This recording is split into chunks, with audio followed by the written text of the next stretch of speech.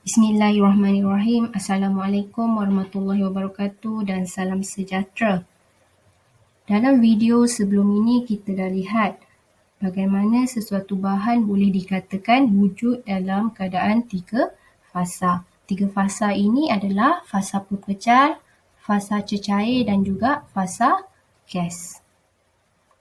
Pemprosesan bahan dalam industri biasa kita lebih melibatkan bahan yang berada dalam keadaan fasa pepecah dan juga fasa cecair. Phase diagram ni kita boleh lihat dia biasa melibatkan bahan yang dalam keadaan cecair ataupun pepejal. Variable ataupun pemboleh ubah yang kita consider dalam phase diagram biasanya adalah temperature dan juga composition bahan. Tekanan biasanya dia constant.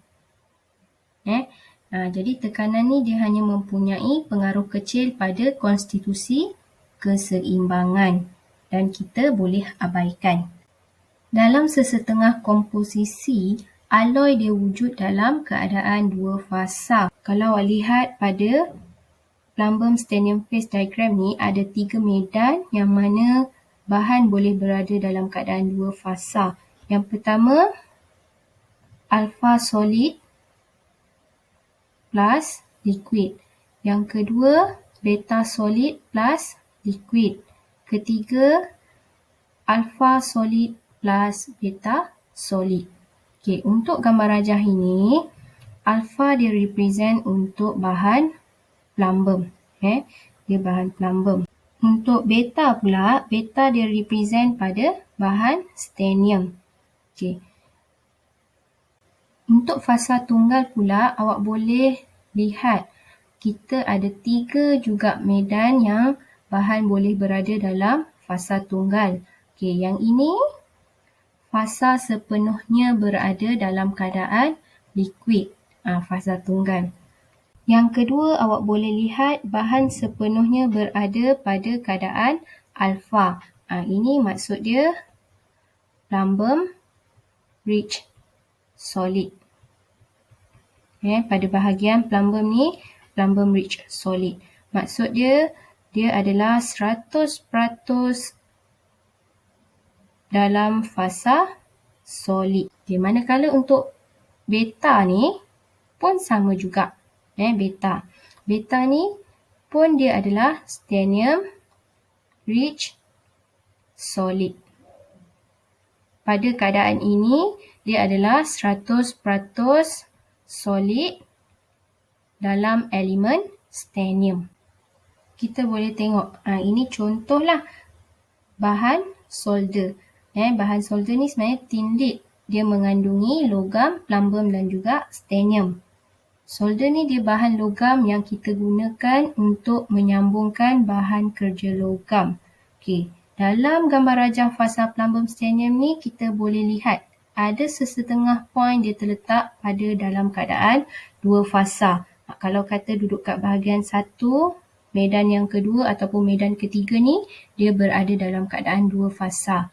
Okey, kalau kata dia berada dalam keadaan liquid sepenuhnya, plumbum rich solid ataupun stanium rich solid, bahan berada dalam keadaan fasa tunggal. Sekiranya point yang awak nak lihat terletak pada fasa tunggal.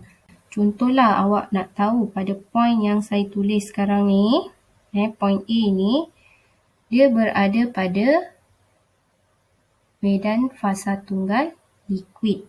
Okey, bila dia berada dalam keadaan fasa tunggal, awak boleh straightforward ambil bacaan pada composition part CX. Katalah kat sini saya anggarkan dia 60 weight percent stanium. Okey. Sama juga kalau kata saya conteng pada point ini. Saya conteng dekat point sini. Ini pun kita boleh consider dia sebagai 10 weight percent stanium. Kita boleh straightforward ambil bacaan.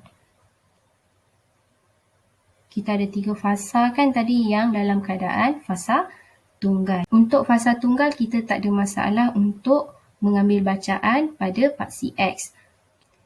Tetapi kalau kata point yang awak nak tahu dia punya composition terletak pada medan yang berada dua fasa. Contohnya yang point hijau ni ya.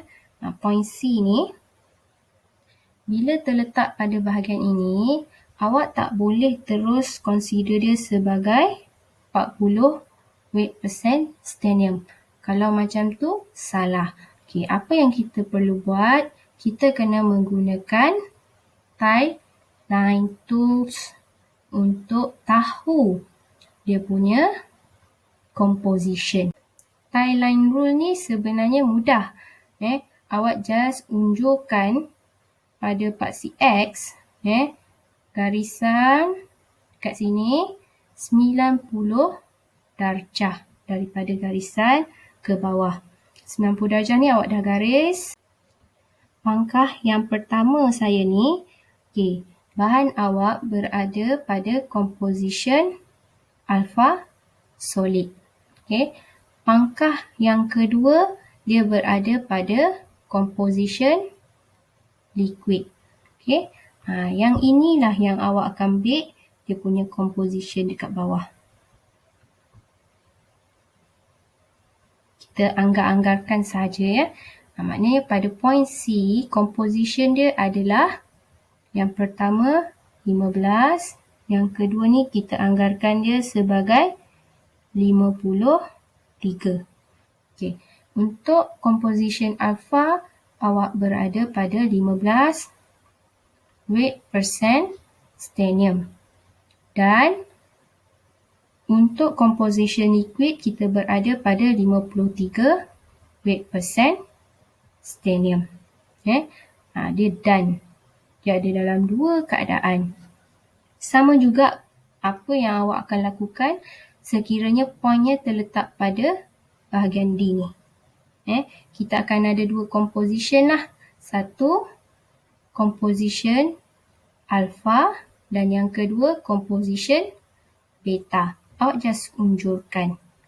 Selain daripada tie line tools ni, kita akan tengok apa itu Gibbs phase rule dan juga level rule.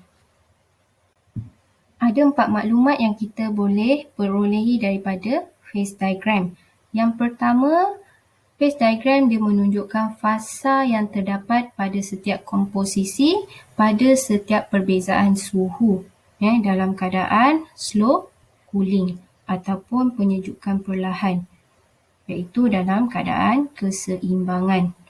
Yang kedua, phase diagram dia boleh menunjukkan kelarutan pepejal keseimbangan sesuatu unsur ataupun sesuatu sebatian. Yang ketiga, phase diagram dia boleh tunjukkan pada suhu bila aloi yang disejukkan dalam keadaan keseimbangan mula memejal dan julat suhu di mana pemejalan berlaku.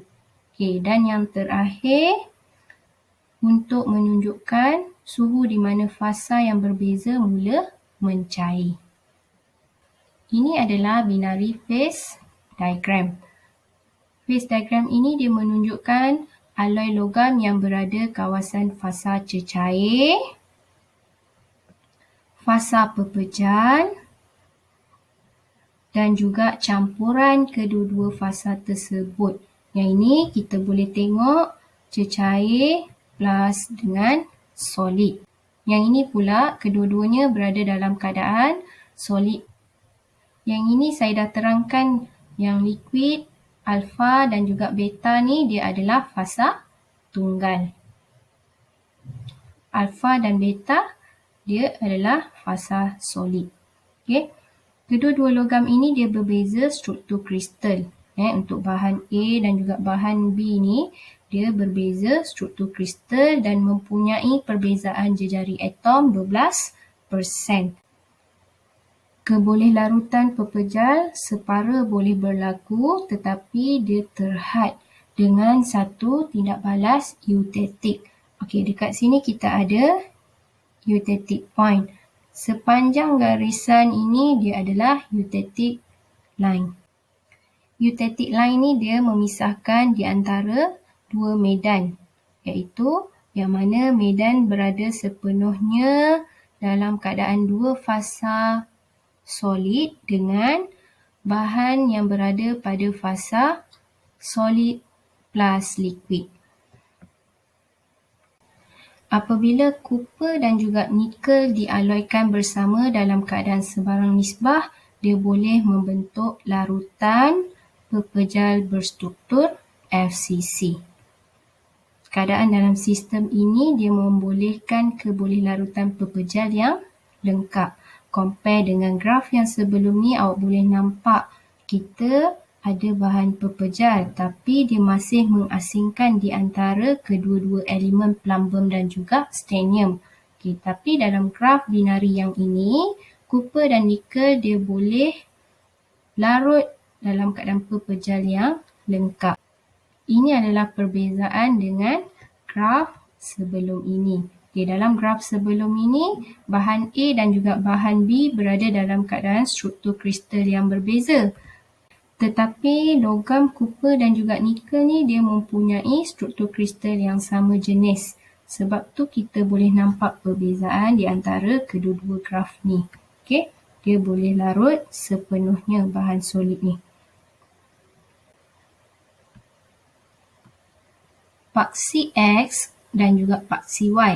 Okey, untuk paksi X dia adalah composition sesuatu bahan dan Y dia adalah merujuk pada temperature, iaitu suhu lah. Suhu ni yang pertama kita tengok pada suhu degree Celsius.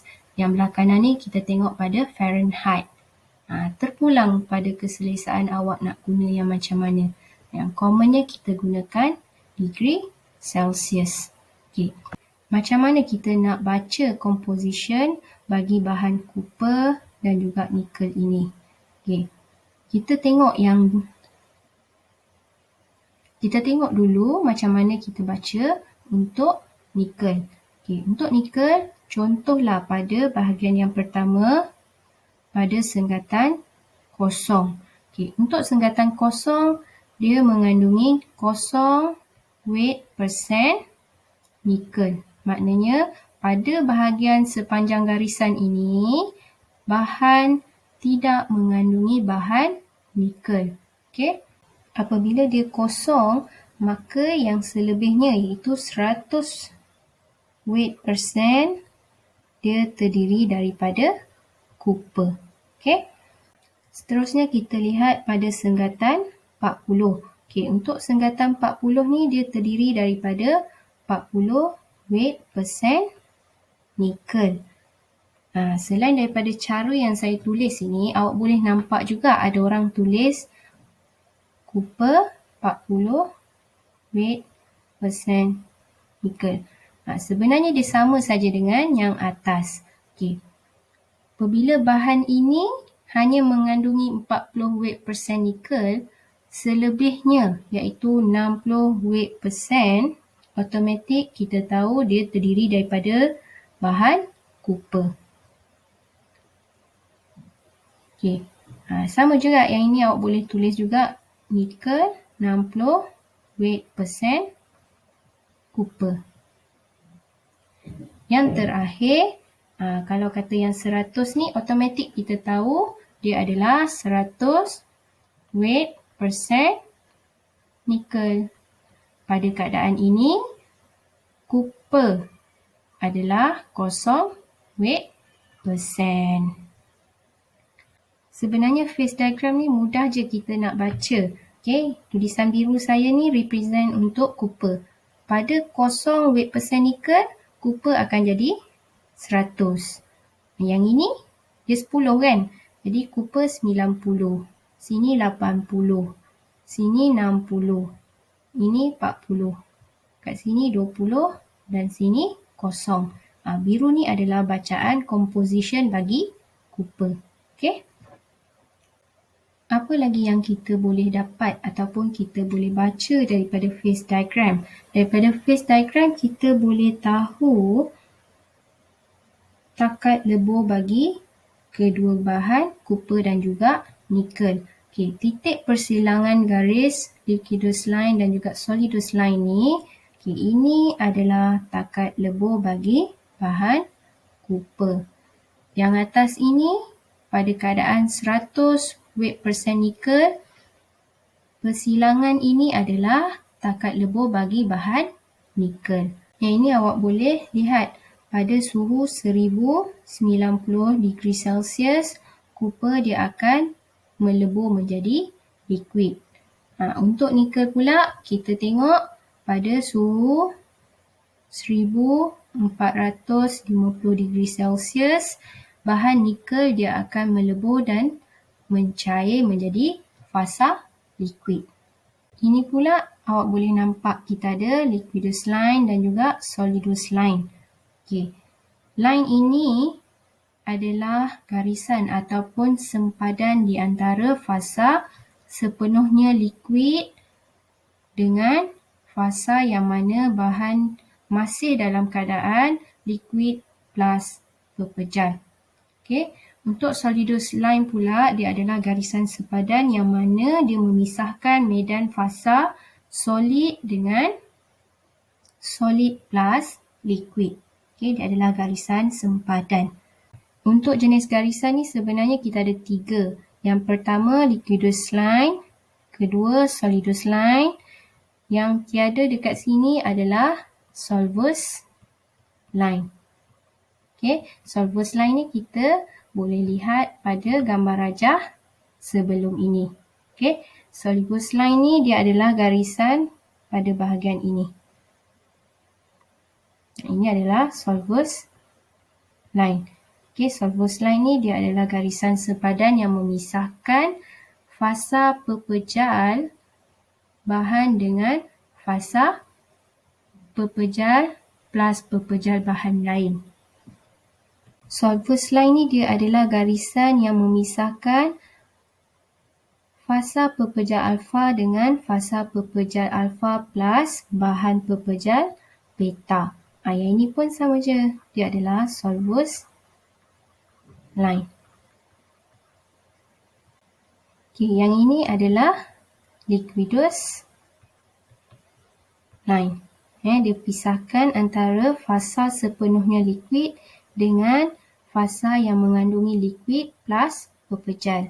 Ini pun sama Ini pun sama, liquidus line. Okey, yang ini tadi solidus line.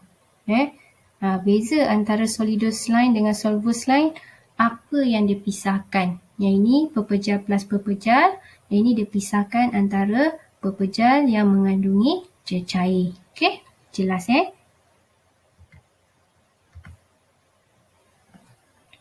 Okey, seterusnya kita nak lihat bagaimana pada satu komposisi dia boleh berada pada fasa yang berbeza, di mana dia akan melibatkan suhu yang berbeza. Okey, contoh kita lihat pada composition 25 weight percent nikel. Okey, kita ada 3 point dekat sini. Point A, point B dan yang terakhir point C. Okey, untuk point A pada suhu 1100 degree Celsius, bahan adalah dalam keadaan solid. Okey, alpha solid. Pada composition ini juga, iaitu pada point C, suhu 1300, bahan adalah dalam keadaan cecair. Dia berada dalam medan fasa liquid. Yang ini dia berada dalam keadaan cecair lah. Pada composition 25 weight percent nikel, suhu 1200 degree Celsius. Point B ini, dia terletak pada fasa bahan solid dan juga liquid. Macam mana kita nak baca composition dia? Composition dia kita boleh menggunakan tie line tools. Tie line tools ni kita just dapatkan 90 degree sudut. Kita garis tegak ni, kita akan dapatlah point yang ini. Dekat point ini yang kita baca composition dia.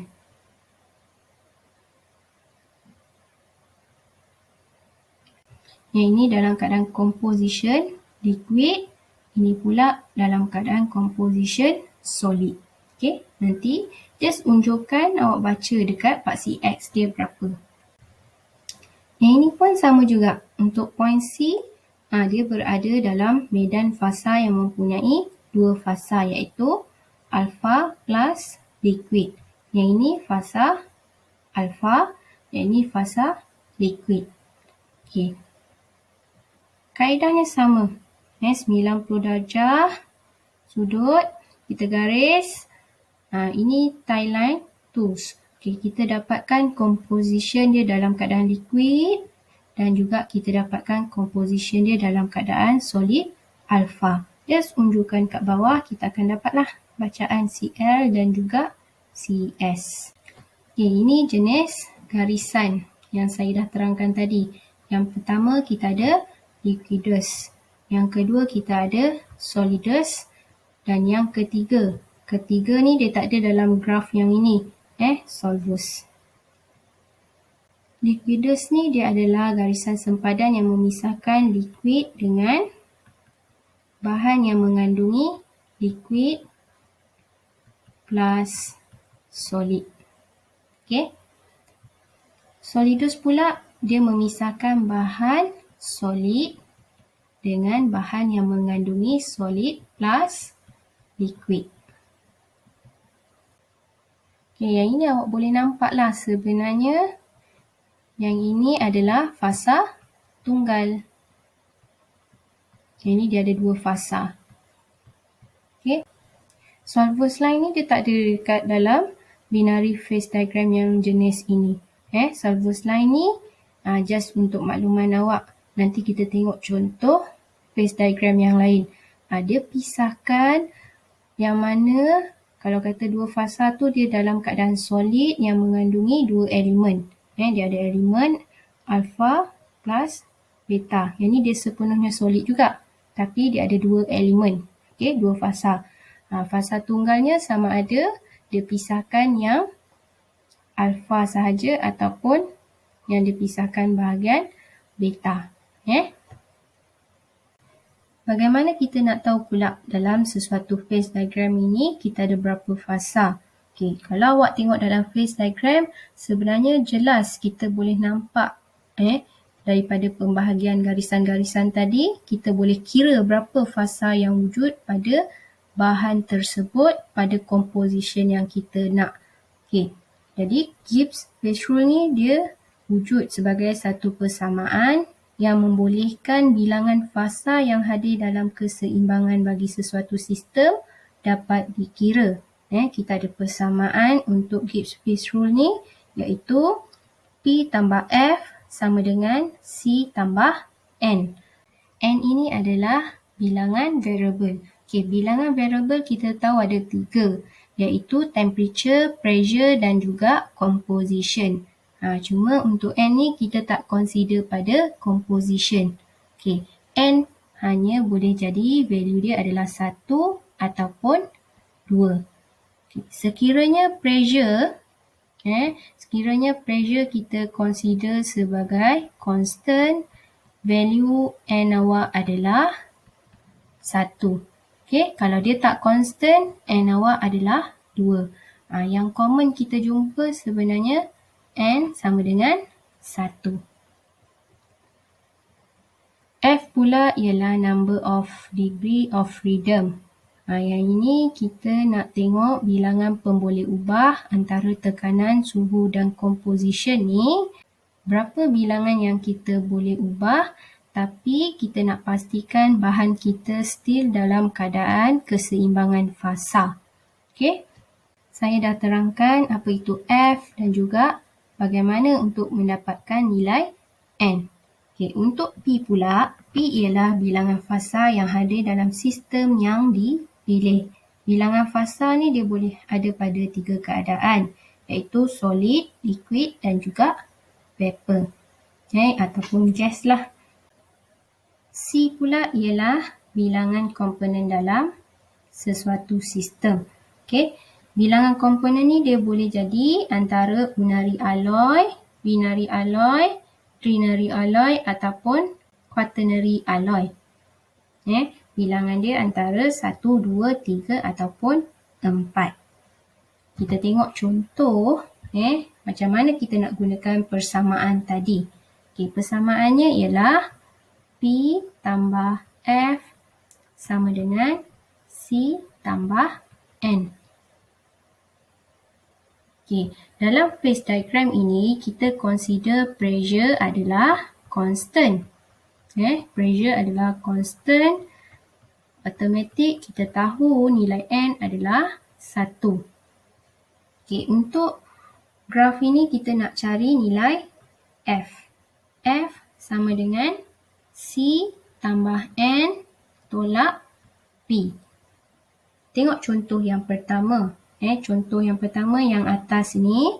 Pada titik yang atas ni kita boleh nampak fasa kita dia boleh terdiri daripada fasa solid ataupun liquid. Jadi fasa awak ada dua lah. Dua. Kalau kata komponen pada garisan sepanjang garisan X ni, kita tahu dia adalah 100% adalah bahan ataupun elemen nikel. Maknanya dia hanya wujud dalam keadaan nikel, dia tak ada copper. Automatik C dia adalah 1. N, kita dah tahu pressure constant, N adalah 1. Automatik F awak kira akan dapat 0. F sama dengan 0 ni dia boleh membawa maksud untuk mengekalkan dua fasa ini, fasa liquid dan solid ini, tiada variable yang awak boleh ubah. Awak tak boleh ubah titik ni kat bawah sikit ke, kat tepi sikit ke, tak boleh. Untuk pastikan dia berada dalam keadaan fasa cecair dan pepejal ni, ini adalah titik dia. Yang mana dia mempunyai satu komponen. Faham Titik ni kita sebut dia sebagai invariant point. Bila dia kosong ni, itu adalah invariant point bagi phase diagram ni. Sama juga kalau awak nak check pada tip point yang ini juga. Seterusnya kita tengok point yang kedua. Untuk point yang kedua ni, dia berada dalam fasa alpha plus liquid. Maknanya kita ada fasa pepecah dan juga liquid. Oleh itu, P awak adalah 2. Bilangan komponen. Bilangan komponen, kita nak tengok macam mana boleh dapat 2. Pada titik ini, bahan awak dia terdiri daripada bahan nikel dan juga copper. Kita ada dua bahan. Bila dia ada dua bahan, C awak adalah 2. N masih 1 sebab pressure adalah constant. Jadi kita boleh kira nilai F. F awak kira awak dapat 1. Bila F ni awak dapat 1, maknanya antara variable pressure, temperature atau composition, kita boleh ubah satu variable untuk memastikan kekal dua fasa solid dan liquid. Awak boleh tukar antara temperature, awak tak nak temperature dekat sini, awak nak bawah sikit, boleh. Composition dia awak nak ubah sikit, boleh. Dia berbeza dengan point yang pertama tadi.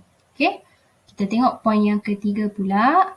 Untuk point yang ketiga, kita berada pada fasa solid.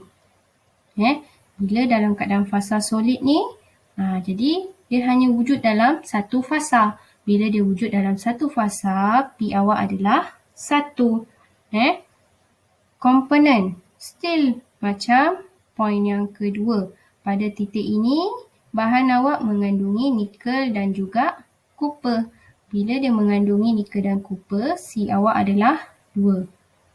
N awak maintain 1. Automatik awak boleh dapat F sama dengan 2. Bila F awak sama dengan 2, maksudnya dua variable boleh ubah antara pressure, temperature atau composition ni awak boleh ubah kedudukan ataupun bacaan dia. Kebanyakan binary phase diagram ni kita memang gunakan temperature composition diagram yang mana kita anggap pressure adalah constant.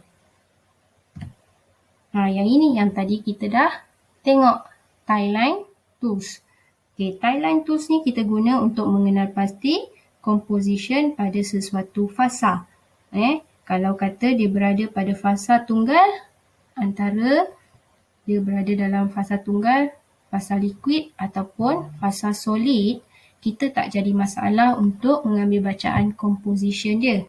Yang kita nak gunakan tie-line ni bila mana bahan awak terletak pada bahagian daun ni. Bahagian yang mana kita mengandungi dua fasa, alpha dan liquid. Kita tengok contoh. Contohnya pada garisan 40 weight percent nikel. Okay, pada point yang ni kita consider dia CO lah. Composition CO ni.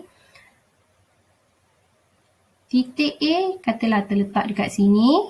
Titik B terletak dekat sini. Titik C terletak dekat sini. Untuk titik A, dia hanya wujud dalam keadaan fasa liquid. Jadi tak ada masalah. Awak terus ambil dia punya composition bacaan dia 40 weight percent nikel. Bacaan ni kita baca pada paksi X. Sama juga dengan composition solid. Just kita tulislah dia dalam keadaan liquid. Composition liquid dia sama dengan 40 weight percent nikel. Composition solid sama dengan 40 weight percent nikel. Okay? Untuk B, macam mana kita nak baca? Sebab kita tahu pada bahagian ataupun pada point B ni, bahan dia wujud dalam keadaan liquid dan juga solid. Berapa banyak dia punya liquid composition? Berapa banyak dia punya composition dalam keadaan solid? Jadi sama juga. Kita buat garisan 90 darjah. Unjurkan pada bahagian yang kena pada garisan liquidus line ni. Okay, bila yang kita dah unjurkan ni, garisan ataupun persilangan yang kena pada garisan liquidus line ni, kita tahu itu adalah kita punya composition liquid. Composition liquid bagi point B. Dan yang mana kita unjurkan pada solidus line ni, itu adalah composition solid bagi point B. Kita unjurkan, kita tahu composition bagi bahan B ni, dia punya liquidus dia adalah 31.5 weight percent nikel dan keadaan dia punya solid pada composition 55 weight percent nikel. Okay? Bacaan composition ni kita ambil bila point itu berada pada fasa tunggal sahaja. Bila dia ada dua fasa macam ni, kita tak boleh straightforward ambil bacaan. Ini pula level rule. Level rule ni kita gunakan untuk mengira jumlah ataupun pecahan berat bagi setiap fasa. Tadi kita dah buat tie-line kan? Kita nak tahu berapa persen dia punya berat dalam keadaan solid dan berapa persen dia punya berat dalam keadaan liquid. Ini adalah tools untuk mengira weight fraction untuk setiap fasa dalam dua medan fasa. Untuk menjelaskan level rule ni, kita consider simple balance dalam keadaan keseimbangan. Ini yang kita buat tie-line tadi. Awak anggap point dia dekat sini. Kita buat 90 darjah tadi tu kan. Kita ambil composition bawah ni. Ini composition. Bacaan composition kat bawah ni awak akan dapat. Okay. Katalah ini composition untuk C1, ini C dan yang ini C2. Ini bahan yang mana dia berada dalam keadaan liquid dan juga solid. Komposisi alloy ni kita consider pada titik C dan komposisi dua fasa tersebut kita consider pada C1 dan juga C2. Contoh katalah kita consider sini liquid, sini solid. Jumlah fasa yang ada ditentukan oleh berat yang diperlukan untuk mengimbangkan sistem. Dia macam sistem jongkang-jongkit. Kita nak dia straight. kita nak decide dekat mana titik C kita nak letak untuk seimbangkan bahagian kiri dan juga bahagian kanan. Kita boleh tengok formula untuk mengira fraction pada fasa.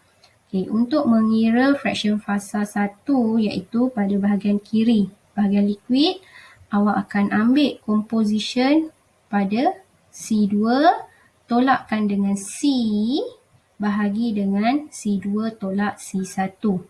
Untuk mengira fraction pada fasa 2 pula, bahagian kanan ni kita guna formula C tolak C1 bahagikan dengan C2 tolak C1. Ini awak jangan pening macam mana formula ni boleh wujud. Kita nak tahu dia punya nisbah. Kalau kita nak kira bahagian left, kita consider nisbah panjang pada kawasan ini. Sebab tu C2 tolak C. Kita boleh dapatkan panjang dia. Bahagikan C2 tolak C1. C2 tolak C1 adalah panjang keseluruhan antara composition left dan juga right. Dan untuk dapatkan fraction untuk fasa 2 ni, iaitu sebelah kanan, kita dapatkan panjang di antara C1 dan juga C. Dia bersilang. Nak dapatkan left, awak tengok panjang sebelah sini. Nak dapatkan right, awak tengok panjang sebelah sini. Bahagikan dengan C2 tolak C1. Sama jugalah panjang yang antara C1 hingga C2. Kita tengok contoh pada phase diagram yang ini. Kita ada 3 point A, B, C. A ni dia terletak pada medan liquid. C pula terletak pada medan alpha solid. Dalam fasa tunggal ni, dia memang 100% dalam keadaan fasa tersebut. Untuk point A, kita tahu dia hanya wujud dalam keadaan liquid. Bila dia wujud dalam keadaan liquid, 100% berat dia adalah dalam bentuk liquid. Bentuk solid adalah kosong. Point C pula dia wujud dalam keadaan solid sahaja. Automatik dia punya berat terdiri 100% daripada berat solid. Dan dia punya liquid adalah 0%. Untuk point B dia wujud dalam keadaan dua fasa. Dia ada fasa liquid dan juga fasa solid. Jadi kita nak tahu berapa berat dia punya liquid dan berapa berat dia punya solid. Nak tahu, nak dapatkan berat pada bahagian liquid. Kita nak dapatkan pada berat liquid, kita kira panjang bahagian ini, bahagikan panjang di antara CL hingga CS. CS awak adalah 55, point B awak adalah 40. Jadi 55 tolak 40. CS tolak pula dengan CL. 55 tolak 31.5. Kita gunakan formula level rule tadi. Formula yang atas untuk dapatkan yang berat liquid. Berat liquid awak kira dapat 0.65. Maksudnya 65% dia terdiri daripada liquid. Jadi awak nak dapatkan berat untuk solid, awak boleh terus tolak. Dengan consider bahan tu 100%, awak tolaklah. 65 tolak 100, awak akan dapat 35% dia terdiri daripada keadaan solid. Kalau awak tak nak kira macam gini, awak boleh gunakan formula ini. Jawapan dia masih sama. Binary phase diagram ni dia ada 6 kategori. Kategori yang pertama ialah binary isomorphous, iaitu kelarutan cecair dan pepejal lengkap. Kategori kedua dia adalah eutectic binary dengan kelarutan pepejal terhad. Yang ketiga, eutectic binary tanpa kelarutan pepejal. Kategori yang keempat ialah eutectoid binary diagram. Kelima, perithetic binary diagram. Yang terakhir, phase diagram with intermediate phase. Ini ialah binary isomorphous system. Dalam diagram ni kita ada 3 kawasan fasa. First, kita ada medan fasa sepenuhnya dalam keadaan liquid. Kedua, kita ada medan fasa solid. Dan yang ketiga, kita ada yang mana bahan berada dalam keadaan 2 fasa, iaitu bahan terdiri daripada solid dan juga liquid. Fasa alfa ni dia adalah pengaloyan pepejal yang terdiri daripada atom copper dan juga nikel. Dia terdiri daripada copper dan juga nikel yang terlarut secara sepenuhnya. Dia mempunyai struktur kristal FCC. Okay. Garisan liquidus dengan garisan solidus line ni saya dah terangkan tadi. Dia adalah garisan yang memisahkan medan fasa. Garis bersilang di antara garisan liquidus dengan solidus line ni, garisan bersilang kita ada 2. Ini adalah melting point bagi komponen tooling. Dia 100% terdiri daripada copper. Yang ini pula dia 100% terdiri daripada nikel. Melting point untuk copper tadi saya dah tunjuklah, dia 1090 degree Celsius. Untuk nikel, kita anggarkan lebih kurang 1450 degree Celsius. Kita akan lihat video yang seterusnya. Terima kasih.